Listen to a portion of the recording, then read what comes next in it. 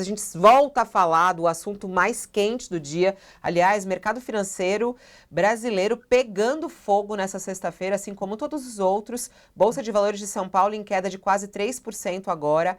Dólar comercial em alta de 3,07%, cotado a R$ 5,80 o dólar comercial no Brasil. Tudo isso uma reação, a reação chinesa à ação americana, né? Estamos acompanhando desde o anúncio de Donald Trump as tarifas que foram aí distribuídas ao mundo inteiro, e eles fazendo ameaça de que não é para fazer retaliação, porque senão vai vir uma resposta pior. A China deu de ombros e anunciou retaliação 34% para todos os produtos americanos. Donald Trump vai para as redes sociais. China jogou errado. Eles entraram em pânico. A única coisa que eles querem e que eles não podem fazer. E aí a gente está aguardando o que pode vir a acontecer, os mercados explodindo, todo mundo pensando para onde vamos com essa guerra comercial. E a gente tem a honra de receber agora um grande economista, ele que é o diretor executivo do Brasil no FMI. Olha só, conseguimos André Roncaglia conversar conosco, quase que um milagre a gente conseguir esse tempinho na agenda do André Roncaglia. Olá, professor, bom dia, seja muito bem-vindo ao nosso programa. Bom dia, Fabiola, Josias, Thales, como sempre um prazer estar aqui e ainda maior estar de volta. A gente sempre conversava antes de você ir para o FMI, aliás, a gente nem te deu os parabéns presencialmente, assim como estamos agora, por essa indicação. Muito bacana ter você representando o Brasil lá no FMI. Mas vamos para a bucha do dia, eu quero muito te ouvir o que está acontecendo, para onde vai essa guerra, como é que você analisa essa resposta da China aos Estados Unidos e agora essa fala já de Trump à China, né? A ideia do Trump era exatamente isso, né? Era zerar o tabuleiro, mudar as regras do jogo e tentar conseguir o máximo de reação do governo chinês. Acho que isso já era, de certa maneira, esperado. Acho que a reação foi talvez um pouco mais elevada do que se esperava, né? Esses 34% de reação, mas vamos relembrar que a medida dos Estados Unidos em alguns setores pode chegar a 60% e ele até chegou a ameaçar 100%. Né, taxar as exportações chinesas. Então, o que a gente está vendo, Fabiola, é um redesenho das regras de comércio internacional. Os Estados Unidos vão tentar criar uma órbita de poder econômico e militar. Isso foi dito pelo próprio Scott Bessent, que é o atual secretário do Tesouro, logo depois da vitória do Donald Trump. Ele escreve um artigo para The Economist em que ele delineia qual é o objetivo das ações, né, que viriam posteriormente a ser tomadas pelo governo. E, essencialmente, é redesenhar as rotas de comércio, criar dois polos, deixar a China com uma área de influência na Ásia, né, fortalecer e sedimentar a sua influência na região, e os Estados Unidos puxando a órbita tanto das Américas. Eu acho que já está muito nítido como que os países maiores aqui do Cone Sul, né, Argentina e Brasil, receberam o piso das tarifas. A gente pode entrar um pouquinho mais de detalhes daqui a pouco. E eu acho que a ideia é tentar atrair a Europa para essa nova órbita de poder que os Estados Unidos criam, em que essencialmente o Trump está cobrando uma tarifa para poder acessar o mercado americano em troca de favores. Então, o que a gente está vendo essencialmente é talvez os últimos momentos em que a grande potência do mundo defendia ainda de alguma maneira o multilateralismo. Agora, né, as regras de comércio vão ficar bastante diferentes e é um novo mundo que a gente está vendo pela frente. Uau. Agora, André, o Trump, numa conversa com jornalistas ali a bordo do Air Force One, ele se jactou de estar agora ao volante. É mais ou menos como você delineou, ele declarou guerra ao mundo, agora ele está esperando que o mundo se submeta ao seu jogo, né? Você acha que ele, estando ao volante como está e agindo como age, existe algum outro rumo que não seja o rumo da crise, o rumo da recessão mundial, o rumo da desordem, inclusive doméstica? Existe algum rumo alternativo que não seja esse, o da crise? É muito difícil, Josias, a gente não passar por algum processo de ajustamento, tá? É um nome um pouquinho mais eufemizado que os economistas usam, que é no encalço dessa disrupção. Então, o que a gente está vendo agora é a principal potência econômica do mundo elevar o que a gente chama horizontalmente todas as tarifas para todos os países. Então, é um choque sobre o sistema de comércio que ele é muito grande. E o ajustamento imediato a esse choque é a produção de incerteza. Então, vamos só colocar as camadas de incerteza aqui. A primeira é o arbítrio com que foram aplicadas essas tarifas, com base numa fórmula que não tem muito pé em cabeça, é uma fórmula que, na verdade, mostra, né, o déficit comercial dos Estados Unidos com países específicos, e aí aplica um piso de 10% para todo mundo, e quem tiver um déficit superávit com os Estados Unidos nas exportações, recebe uma tarifa adicional para tentar zerar esse déficit. Só que não é assim que você faz política comercial, né? A tarifa ela tem uma série de efeitos de primeira ordem, segunda ordem, e aqui eu quero colocar, né, para a gente refletir junto. Ter uma crise não significa que todo mundo vai ganhar, que todo mundo vai perder, e não significa que ninguém vai ganhar. O que a gente está vendo essencialmente é países vão se reposicionar, o Brasil está muito bem colocado para se reposicionar, para ampliar redes de comércio que estavam subutilizadas, aproveitar, por exemplo, o acordo com a União Europeia e tentar pressionar os europeus que estão numa sinuca de bico a transferir partes do processo produtivo deles para a gente melhorar e sofisticar mais a nossa produção, garantir melhores empregos, mas a negociação é dura. E existe um outro canal que pode afetar a gente, principalmente, que é exatamente o que a tua pergunta leva, que é a crise de atividade global. Então, se todo mundo começar a reagir na mesma moeda, ainda que de maneira proporcionalmente menor, o que a gente vai ver é incerteza. E na incerteza, os investidores não querem tirar o dinheiro do seu país, não querem aplicar em novas fábricas, você não sabe para quem que você pode vender, porque você não sabe exatamente se no mês que vem os Estados Unidos vão chamar o teu país para negociação e vão tirar as tarifas. Então, por que você vai tentar vender agora se você não sabe exatamente qual vai ser a situação daqui a um mês? E aí entra uma terceira camada de incerteza, que é a volatilidade das tarifas. Ou seja, ele subiu as tarifas e gerou todo esse pânico, né, esses ajustamentos nos mercados, e pode ser que daqui a um mês ele comece a tirar tarifas de países. A Guiana, que é o nosso vizinho aqui ao norte, ela recebeu 76% de tarifa. A Guiana é um país que não tem 1 milhão de habitantes e está passando por um processo de desenvolvimento muito forte, depende muito, né, de exportar e depende muito de comprar produtos de fora para poder desenvolver a sua economia.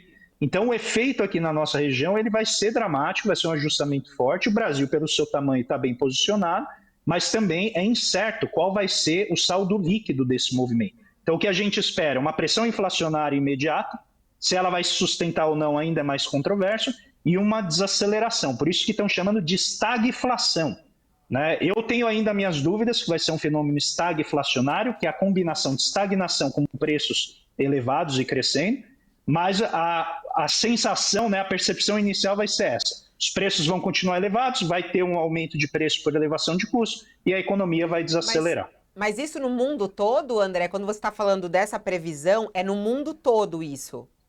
É no mundo inteiro. Tá. André. Isso, Fabíola, eu não quero dizer que é exatamente a mesma coisa. Desculpa, Thales, só concluir aqui. Mas relembra os anos 30.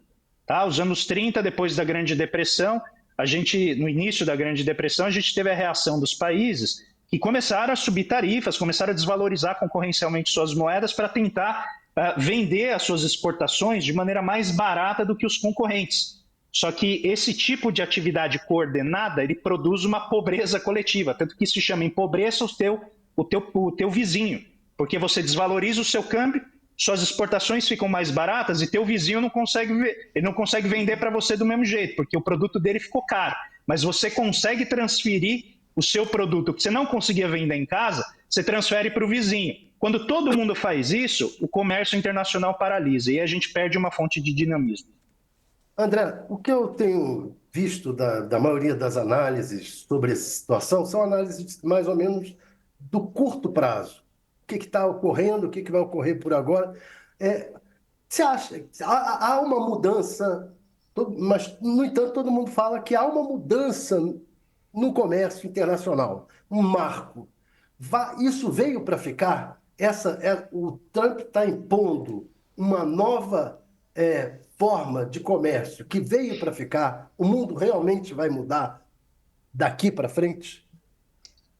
Esse é um processo, Thales, que já vem ocorrendo desde 2016. Quando Trump ganha as eleições, no seu primeiro mandato, ele já inicia uma guerra comercial com a China, né? Não vamos esquecer, isso, voltando a 2017 e 2018, já estava acontecendo, e é o que eu quero acalmar os brasileiros. Eu não posso dizer o mesmo do restante dos países, mas o Brasil conseguiu ampliar suas redes de comércio com a Ásia, conseguiu melhorar suas exportações para a Europa, e encontrou novos parceiros comerciais, porque a nossa pauta de exportação é relativamente diversificada. Agora, o mundo em si, Thales, está indo para um caminho em que o multilateralismo ele está sofrendo uma erosão muito acelerada. Eu estou representando o Brasil num órgão multilateral, ou seja, onde as várias nações se encontram para discutir temas monetários e financeiros, para discutir questões de curto prazo e oferecer socorro aos países e oferecer também capacitação técnica para que os governos consigam resolver os seus problemas na relação com o resto do mundo. E o FMI ele fica numa situação, né, num cenário como esse, fica fragilizado, porque o multilateralismo ele está sofrendo, né, essa erosão. E o que é o multilateralismo? É exatamente você criar um sistema baseado em regras, em que todo mundo respeita as mesmas regras, não pode praticar dumping, que é vender o produto abaixo de preço de custo só para tomar mercado em outro país, você não pode desvalorizar a sua moeda de maneira competitiva e criar sistemas paralelos. Você tem um monte de regra que é o que a gente viveu nos últimos 40 anos. Quem criou essas regras, que foram os Estados Unidos, falaram, a gente perdeu com esse jogo, está na hora de mudar as regras do jogo para a gente poder ganhar. E eles estão impondo isso. Então, a duração desse processo vai depender da reação do outro polo. Agora, nesse ponto, André, é muito interessante essa análise que você faz, né? E até pegando o gancho, você falou do FMI, você representa o Brasil no FMI. Ontem o FMI divulgou esse alerta, né? O Jamil escreveu sobre isso ontem à noite. O alerta divulgado pelo FMI dizendo que o tarifaço de Trump é um risco significativo para a economia global. Foi um relatório, inclusive, bem forte, dizendo que é importante evitar medidas que possam prejudicar ainda mais a economia mundial, fazendo um alerta do impacto disso do mundo, do tamanho dessa guerra comercial. E aí a gente acorda com essa notícia dessa reação chinesa, a expectativa de outros países ou blocos reagirem. Você imagina alguma possibilidade do mundo se unir contra os Estados Unidos? Porque quando os Estados Unidos agem dessa maneira, Trump age dessa maneira, ele se coloca contra o mundo, né? Agora, as reações vão vir individuais ou você imagina que é possível algum tipo de articulação do mundo contra essa situação americana? Fabíola, o propósito do multilateralismo era esse, é exatamente você não ter mais ninguém dominando o processo, mas sim as regras. A questão é se essas regras algum dia valeram efetivamente no que diz respeito a articular a relação entre as nações. Eu sou do entendimento que elas nunca foram aplicadas dessa maneira, no sentido, né, absoluto e genérico de regras neutras e abstratas, ao contrário, elas sempre serviam, de certa maneira, para garantir um determinado ordenamento no sistema internacional. Só que agora não existe mais isso, tá? Mas não é um processo que começa com o anúncio dessas tarifas. O anúncio das tarifas é um acirramento, um agravamento desse processo de erosão de multilateralismo. O que vira, na ausência do multilateralismo, o mundo? Um conjunto de relações bilaterais entre, por exemplo, Estados Unidos e o rol de países que querem participar do seu mercado interno, querem ter relações comerciais com ele. O que isso significa? Que um país que tem condições econômicas muito similares a outro pode conseguir benefícios muito maiores do que o outro porque oferece algo que interessa ao regime americano, interessa ao governo ou à Secretaria de Estado americana. Pode garantir benefícios que as regras anteriores mais gerais gerariam algum desconforto, gerariam questionamentos em órgãos como a OMC. Agora não, agora ficou algo muito mais negocial. Então, o governo americano ele tem a capacidade de, por exemplo, oferecer, né, um negócio muito melhor para um país e não oferecer a outro. E com isso, a gente tem um problema de articulação. Aí você pergunta, dá para o mundo se unir contra isso? É muito difícil, porque os Estados Unidos é um núcleo de poder. E o poder tem essa força de atratividade. É muito difícil você desorbitar desse poder e você começar a orbitar outra esfera de poder que agora é emergente lá na China. O Brasil tem a capacidade de trabalhar nessas duas órbitas. A questão é saber como que a reação do governo americano será a uma declaração de autonomia do mundo. Mas agora entrou um cenário que, nesse momento, é cada um por si. Até que os diferentes países consigam se organizar e oferecer uma frente que não precisa ser violenta, não precisa ser retaliatória, não precisa ser nada disso, pode ser apenas uma reação de se reorganizar, no sentido de estabelecer novos acordos comerciais, novas redes de comércio, novas frentes de investimento, até esse momento que a gente vai viver um pouco esse cenário de um tanto caótico, né? A gente não entende direito para onde que está indo. Ô, Thales, Esses novos acordos comerciais... A gente precisa chamar o comercial, você faz o comercial, por favor. A gente vai para o intervalo para quem está conosco na TV, a gente segue conversando aqui pelo YouTube. Vai lá, Thales. Esses novos acordos comerciais, por exemplo, a União Europeia e o Mercosul se aproximando, isso diminui tarifas, por exemplo, entre a União Europeia e o Mercosul. Poderá haver um movimento nessa direção no mundo de diminuição de tarifas entre os países, independente dos Estados Unidos? Pode haver. Eu acho que é literalmente uma tábula rasa o que a gente tem agora. A gente pode reescrever, né, a história a partir desse momento e tentar criar correntes, mas eu não quero gerar a sensação, talvez romântica, de que, né, vai haver essa coordenação. A força dos Estados Unidos é muito grande, o poder que os Estados Unidos têm é muito grande. Então, essa reorganização, por exemplo, de fortalecer o Mercosul, está sobre a mesa. É um espaço, é uma crise que gera oportunidade de avançar nessa direção. A gente está há décadas tentando fortalecer o Mercosul, mas as nossas diferenças são grandes, a gente tenta fazer isso, mas existe ciclo político desincronizado, né? Agora temos Lula aqui no Brasil, Milei na Argentina, nem sempre a sincronização da vertente política ajuda o Mercosul, mas a ideia é criar regras que independam disso.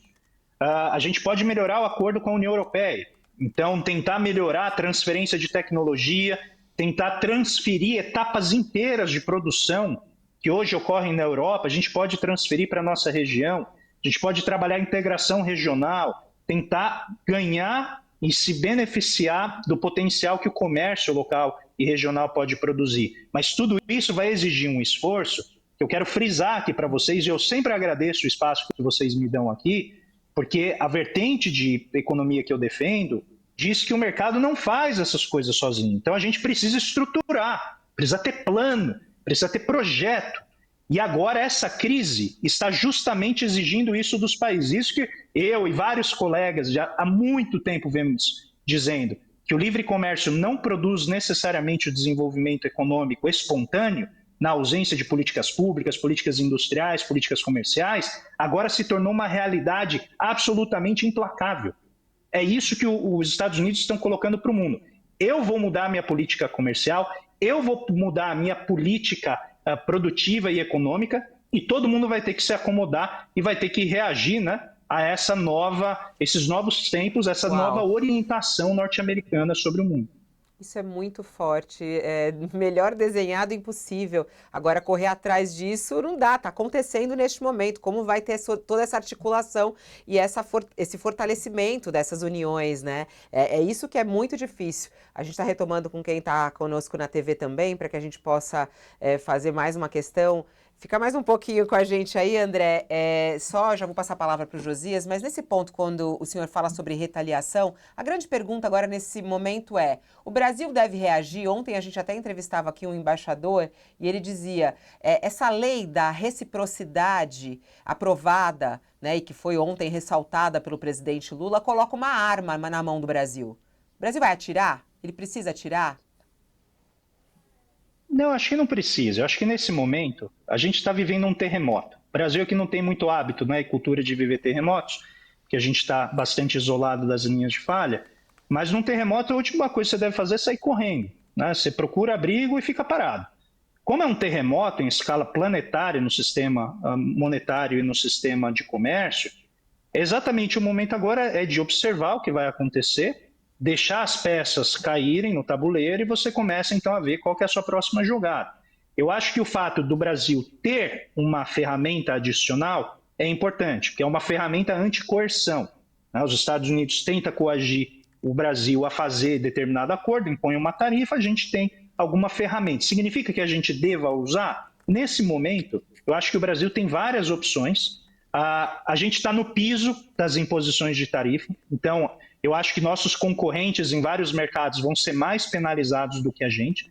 Então, ainda nessa situação, é possível, não estou dizendo que vai acontecer, mas é possível que o Brasil seja beneficiado em termos de comércio, se os concorrentes nos nossos produtos forem mais prejudicados. Tá? Então, é algo que não é bom, mas também não é tão ruim. Então, nesse momento, eu acho que o Brasil tem que observar e continuar fazendo o que está fazendo. Mandar seus diplomatas mundo afora, estabelecer acordos comerciais e tentar contornar essa barreira que foi imposta. Taxa, não deve anunciar taxa nenhuma, então. André, não anunciar taxa nenhuma. Não, nesse momento, eu acho que o vice-presidente Alckmin foi muito claro nisso. O Brasil tem isso no poder, né? Ele tem essa ferramenta e a situação vai se desenhar para as autoridades decidirem. É uma escolha política que as autoridades fazem, mas eu acho que nesse momento o governo ele reagiu corretamente. Vamos esperar, pelo menos a fala que eu vi do vice-presidente Alckmin foi essa, não sei se mudou, mas a primeira reação do governo brasileiro me pareceu adequada. Temos as ferramentas e, se precisar, vamos usar, mas nesse momento vamos apenas observar. André, a certa altura dessa nossa conversa, você diz que convém evitar o romantismo, né? Para circunscrever esse romantismo que, por vezes, infesta determinadas análises, até onde o Brasil será capaz de cavar oportunidades nessa crise sem desferir o que o Celso Amorim chama de tiro no pé? Afora essa intensificação das negociações com o Mercosul e a União Europeia, que a gente já mencionou aqui, é possível que o Brasil, taxado com a tarifa mínima de 10%, ganhe mercado dentro dos Estados Unidos, uma vez que outros países foram muito mais taxados? É possível que o Brasil intensifique os seus negócios com a China sem permitir ou sem conseguindo administrar a invasão de produtos chineses que pode acontecer no Brasil? Se ele não manda produto para a China, para os Estados Unidos, os chineses vão ter que botar esses produtos em algum lugar. Pode ser que eles caiam sobre o mercado brasileiro. O que é romantismo e o que é realmente oportunidade nessa crise para o Brasil? Olha, novamente, acho que é muito cedo ainda para dizer. Como eu falei, tem volatilidade de tarifa. Pode ser, Josias, que daqui a pouco essas tarifas já tenham outra cara. Entende? Então, a primeira impressão é que é uma regra arbitrária, uma fórmula bastante arbitrária. Ela tem um fundamento analítico, tal, mas a maneira como se calibra a fórmula foi bastante arbitrária. Então, pode ser que na semana que vem, se ela de fato estiver sendo usada como ferramenta de negociação, a gente já tem um panorama todo diferente. E é isso que causa incerteza. Então, o Brasil tem possibilidades de fortalecer os BRICS principalmente os sistemas de pagamento, né, em mesma moeda. A gente tem a possibilidade de melhorar o acordo com a União Europeia, tem a possibilidade de avançar na integração regional e, para fugir da tua pergunta mais ou menos, tá, Josias, porque ela é muito difícil de responder, eu vou dizer que cada uma dessas opções tem um aspecto de romantismo, no sentido de algo que a gente realmente gostaria e acharia que isso resolveria o problema, e tem um aspecto de oportunidade.